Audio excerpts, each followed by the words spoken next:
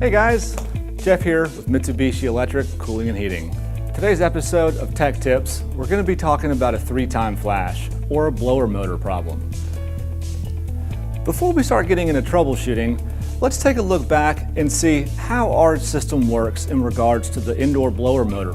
High voltage DC is going to be provided to the motor at a constant rate between 280 to 350 volts DC. In addition to being provided high voltage DC, the motor and board also talk to each other with a low voltage DC signal. Every time the motor spins, it's sending a DC signal to and from the board that tells it that it's working.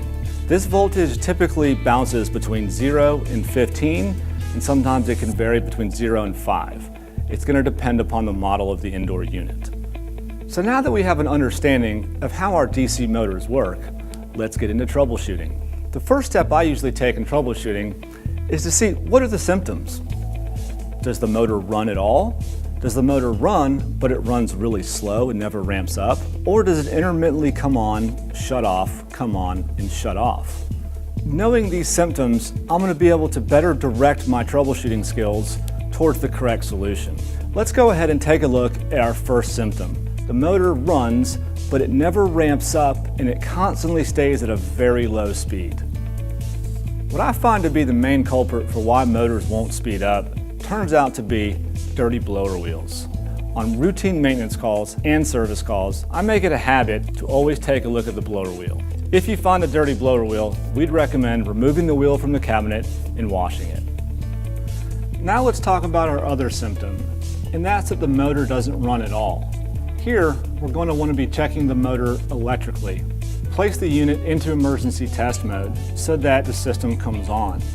Now, we're going to be required to take measurements of our motor's connector while the system is on and trying to run. Step 1 would be to measure the high voltage DC on connector CN211 on pins 1 and 3. The measured voltage should be between 290 to 320 volts DC.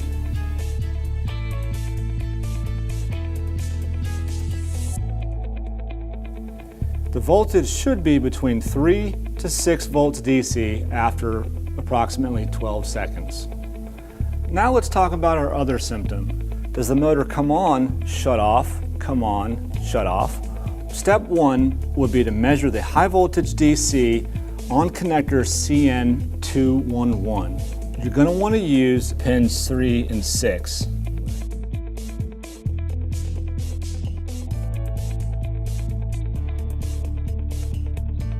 If any of these measurements do not pass, then you most likely have a problem with the electrical components. Given that we know that the motor and board work together in unison, it's always best to replace both at the same time.